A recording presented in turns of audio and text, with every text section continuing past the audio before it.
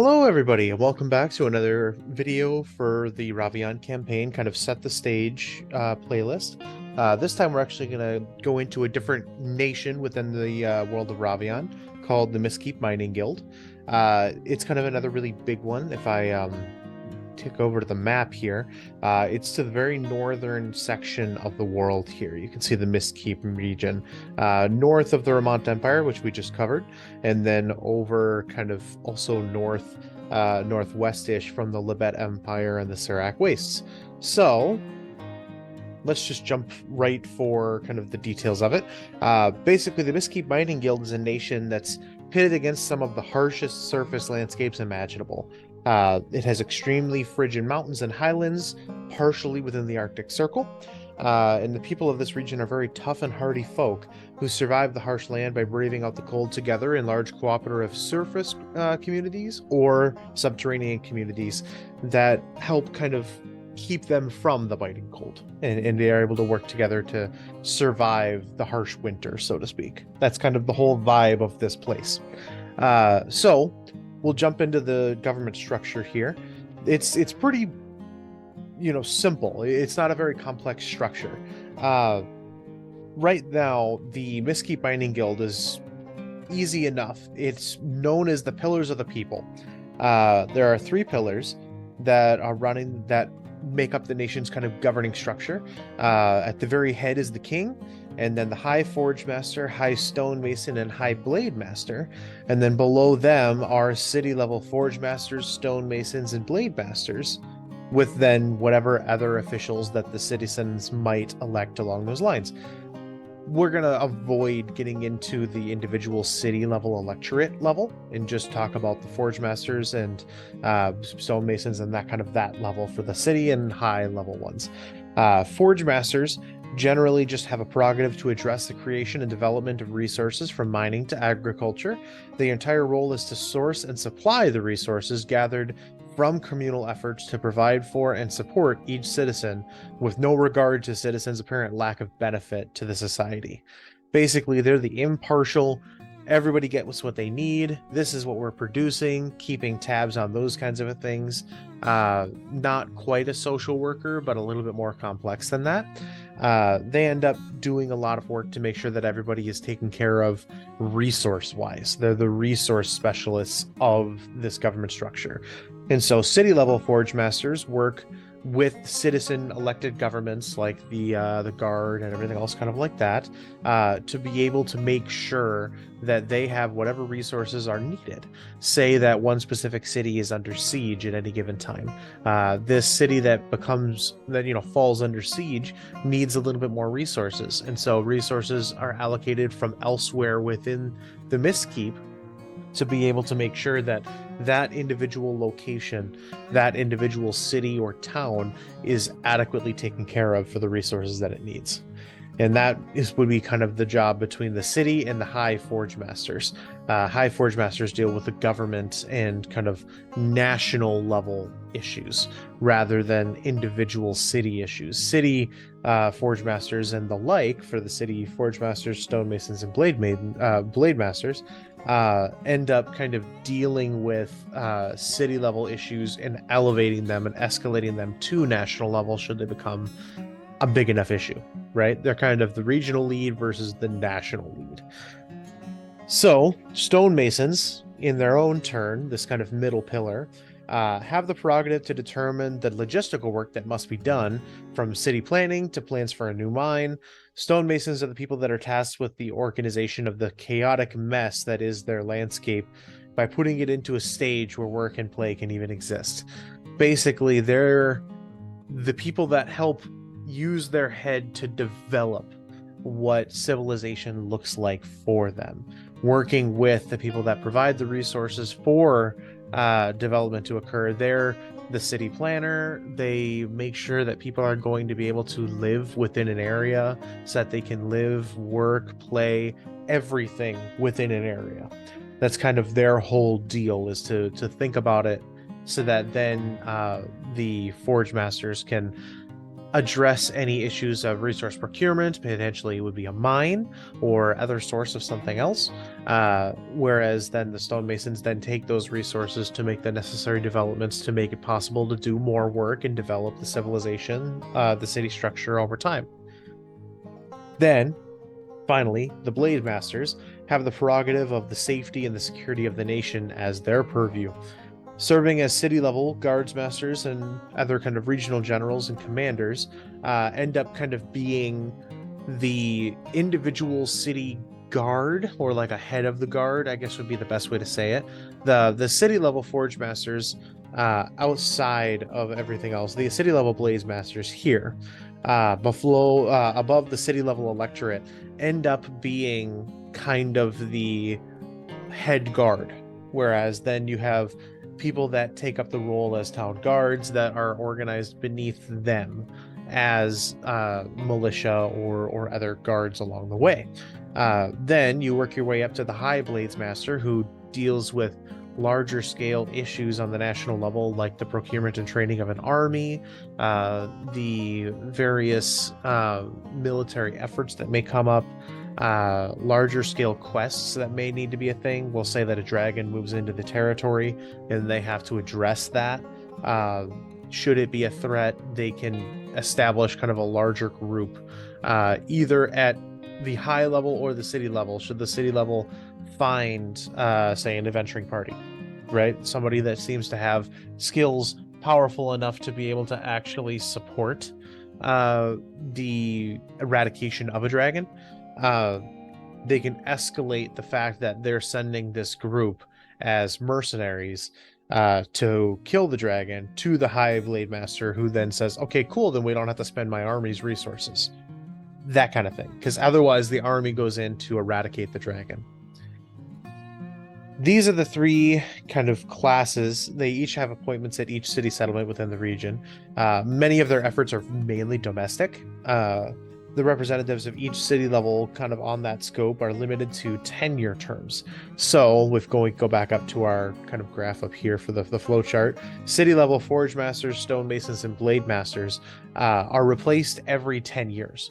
They can be re-elected into their same position, which for if the citizenry believes that they have performed admirably or have done a good enough job, every 10 years there's a vote, and the city is elected a new level forge master or blade master or whatever the position is that's in question. It is at a 10-year re-election cycle, because primarily the Mistkeep is dwarven, and so 10 years really isn't necessarily as long for them. At the same time, grudges do last quite a bit of time. So year one in your term, you make a notable family mad, they'll spend the next 9 years making it so that you are never going to get reelected into your position, right? So it's kind of an interesting balance between public opinion and term versus lifespan and stuff like that. Because while it's primarily dwarvish in demographic, the Mistkeep is not home to just dwarves. It's home to additional races. There are by no means a homogenous culture, right? So on the national level, it's a little bit different. National scale, high masters within these respective fields are appointed by the king. The king uses them as advisors, and as they serve as advisors on the national level for domestic stuff and international relationship type stuff, they serve as experts that are able to keep the king briefed into what's happening. Keep in mind, the Mistkeep Mining Guild is kind of a corporatocracy. It's a company. It started out as a company, and so it develops in the way that a company would, where you have basically your CEO who over time struggles and develops his business, and now they're in a position of governmental leadership, and so he needs people that he can rely on to keep him appraised of the situations at all times, right? That's what these people are, and they serve as the respective categories of each of these things. So they serve at the leisure of the king, right? As long as he is pleased with their service, they may remain for the entirety of their life. If they prove underhanded or otherwise dissatisfy the king in some way, there's a potential for them to end their term early, willingly or unwillingly, or as they should wish, they can potentially try to resign with the grace of the king or anything else that might come up. But then very quickly afterwards, another is appointed. The king himself is known as the King of the Stone Seat. He handles the broader affairs of ruling a nation, kind of the broad strokes of things. He relies on these three pillars, like we were just talking about, to govern the nation, dealing with international relationships, heads of state, and addressing the resources and everything else that it would take to run this nation. That kind of all ties in a little bit to the history, which we'll jump into here. After the deliverance, the people of Ravean were free to roam and explore the world without threat with the gods' incessant squabbles. One such group of explorers left their subterranean homes and struck out across the wide world to make their fortune. These were dwarvish miners, and they found their way through the biting cold of the northernmost parts of the world to a mountain range where they ended up settling, establishing a mining guild with the focus of developing a fulfilling life for themselves as they found their way. In time, more and more people joined them in working for and alongside the guild itself. The guild, being the most structured and long-held organization in the area at this point, grew to excessive prominence. In time, the Mistkeep Mining Guild had grown from simply a guild to a sort of unofficial governing structure. People respected this guild for its history and its wisdom, based on the fact that they were able to provide for the companies of the people around them. Think back to, at least for U.S. history, factory towns or production towns, stuff like that. These other settlers and other people that needed somewhere safe to live. The world is a very dangerous place. Were able to settle around a mine or around another resource that the Mistkeep Mining Guild had already sunk the cost into to establish and had people protecting their investment. And so all you do is expand your border to protect the people that live around your investment. And now you potentially have a workforce. And then you work your way through that workforce to generate whatever resources and everything along those lines. That's kind of what happened. And so they became the unofficial governing structure because they were a corporation, and the corporation is going to act according to its own interests. And as long as these people are as otherwise trying to latch on and be a part of that company's interests, then they're served at the same time. The business did bring in copious amounts of funds to the region. It reintroduced some of those funds to the surrounding community and ended up building a stable community in this way within the region, kind of in a few different smaller settlements. But by the year 1800, post-deliverance, or PD, the leadership of the Mistkeep was almost exclusively afforded to the Mining Guild in an official governmental capacity after the Age of Malcontent. The Age of Malcontent, for the kind of finer-tuned history within there, was a period within the Mistkeep region's history when various factions developed, vying for power and control over the region as a whole. Basically, those that did chafe under the corporation's leadership or control at this point, before it was an official government leadership entity there, became a sort of warlord. Right? They broke off into factions, and various factions split off from the rest of these societies and settled themselves further out in kind of war camps, capturing additional people that are workers or, quote unquote sheep being cultivated by the Mistkeep, and turn them into slave warriors. Right? They were a fighting force that was not well trained and had very little resources at their disposal, but given the large quantity of them that developed over the course of maybe a few years, they ended up becoming a very dangerous force with some elite fighters and very, very many, the majority of which were slave fighters, where they were just continuously raiding the Mistkeep establishments for captured slaves that they could stick a sword in your hand and send you running towards the Mistkeep fighting force again. So they were kind of a throw bodies at the problem group for the most part. These warlord factions kind of ended up vying for control within one another, which didn't necessarily help, because if they had unified, there would have probably been a chance for them to take over the Mistkeep. But after a few of these factions ended up settling out or being absorbed into another, or other things like that, where you have maybe a few players at this point, a few years into the Age of Malcontent, you do have other outside interests that take notice of an actually prominent fighting force.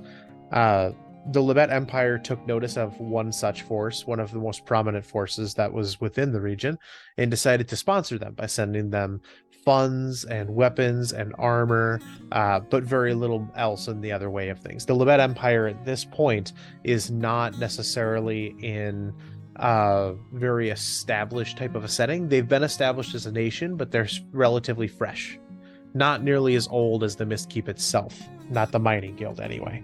So the best that they can do is kind of poke and prod to try to establish potentially a new warlord as the leadership within the region, as a favorable political figure within their governing structure, right? If they can push the warlord to be able to seize control of the region as a whole and then establish a government, that government is going to be favorable to the Libet Empire, and then they can just kind of slowly take it over without having to put any manpower into it. That was their goal.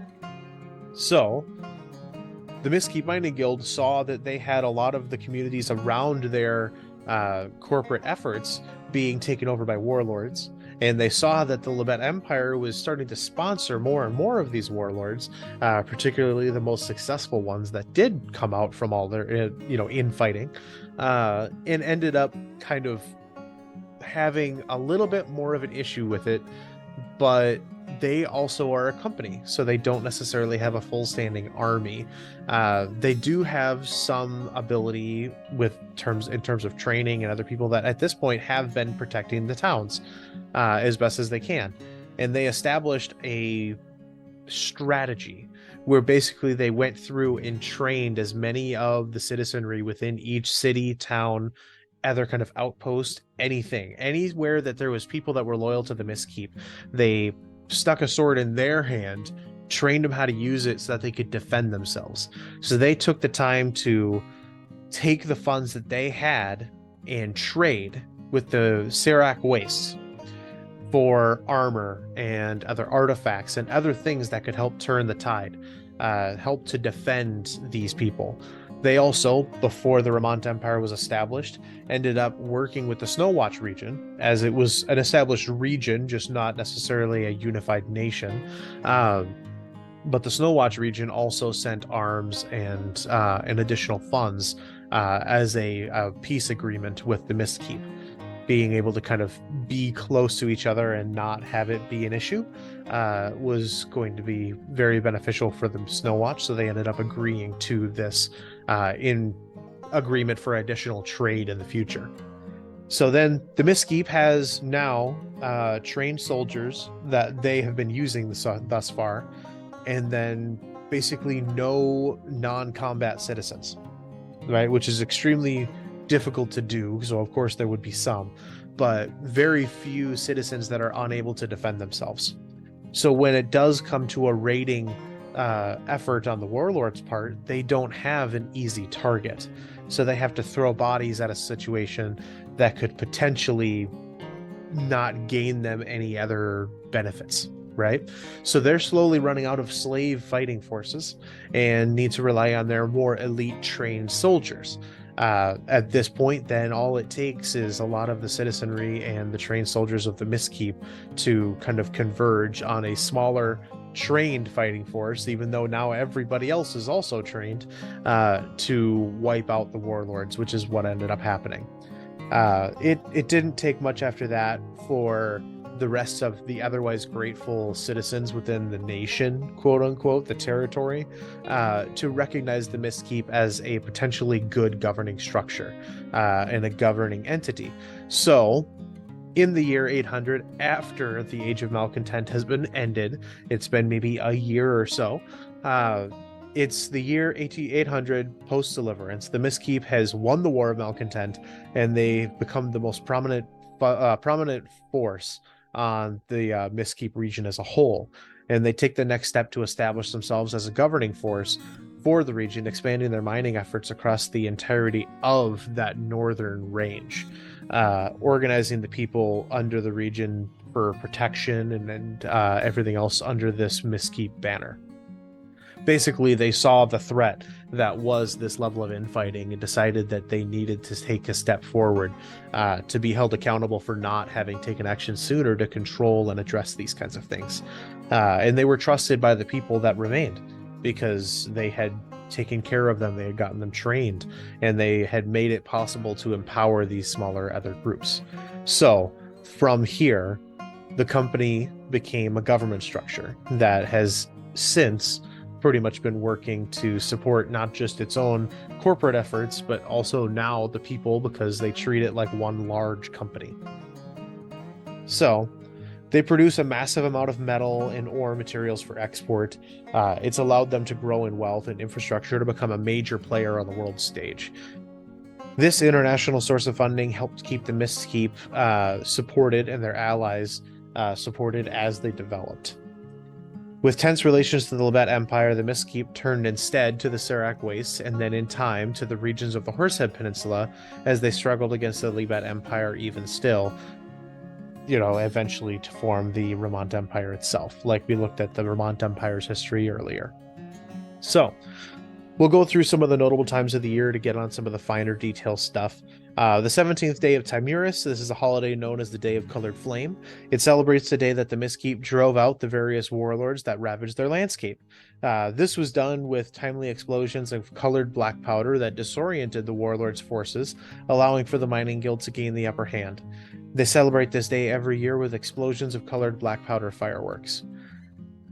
Here's the problem with this one.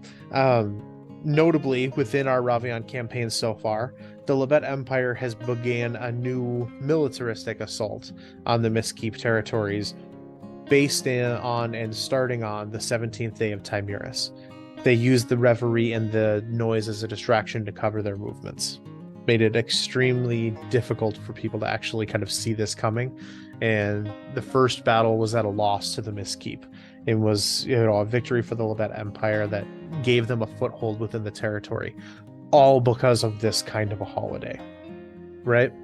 So, the 5th day of Crimsus. This holiday is known as the Day of Inception. It is the day that the Mistkeep Mining Guild took governmental control of the Mistkeep region, and this is the day that the people united under their watch and care. This is the day that it was established. The 30th day of Malus. This is the holiday known as Deep Winter. It's a day where people celebrate the Mistkeep, region's communal cooperation and unity. It commemorates the cooperative spirit of the original settlers of the Mistkeep region that banded together to survive the first deep frozen winter of the region. Keep in mind, this is almost Arctic tundra with extremely tall, powerful mountains. It is not a very good landscape for the winter. So this was kind of celebrating and recognizing that in the dead of winter, there are still people around that are communities. The 13th day of Homonus is a holiday known as the Day of Blood Sorrow. It is a day that the people of the Mistkeep began their greatest suffering at the hands of the Libet Empire's sponsored warlords. It is a solemn day of remembrance and pain for those that were lost in that war, the War of Malcontent. The last holiday is the 2nd of Ogmanus. This is a holiday known as Mason's Day. It is a day celebrating the workers of the Mistkeep region. It celebrates any who work to better their society, affording them the appreciation of the guild and the people around them. Basically, it's kind of like a Labor Day that we have in the US. People are able to get appreciation and work, have a day off of work to celebrate and be with their family and everything else along those lines, putting the worker in the spotlight rather than the work. So, in terms of international relationships, you can kind of get a sense based on this, but the Libet Empire's relationship is tense at almost all times. The dispute from the Age of Malcontent is not very quickly been forgotten. And the Libet Empire does have a history of sticking their nose where it doesn't belong in terms of international relationships and international policies and everything else along those lines. This war led the people of the Mistkeep to resent the Libet Empire. And so from here, it gets a little bit tricky. There's a very long border. If I pop back over to the map, there's a very long land-based border separated by mountains between the Libet Empire and the Mistkeep Mining Guild. So they have to be kind of careful. They can't be outright combative. So they keep a tenuous peace, just to make sure that the Libet Empire doesn't have a reason to cross the mountains and try to come back in and cause additional problems. So they have a tenuous peace, but they will do everything that they can to stop the Libet Empire from expanding into other nations. They're going to try really hard to keep the Libet Empire from gaining additional territory. So, their relationship with the Ramont Empire is actually fairly positive. The majority of their interactions are being focused on trade negotiations, but the two nations have an alliance to support each other in times of war in an effort to support trade efforts between the two of them and maintain them. That was kind of another side part of a deal, is it's a interest kind of a thing, protect your interests. So originally, when there was the War of Malcontent, the Ramont Empire hadn't been formed, but the Snowwatch region supported the Mistkeep, which is part of kind of their fondness, is this region has now been unified into the Ramon Empire. So the Ramon Empire, because it has the respect of the region, has the respect of the Mistkeep.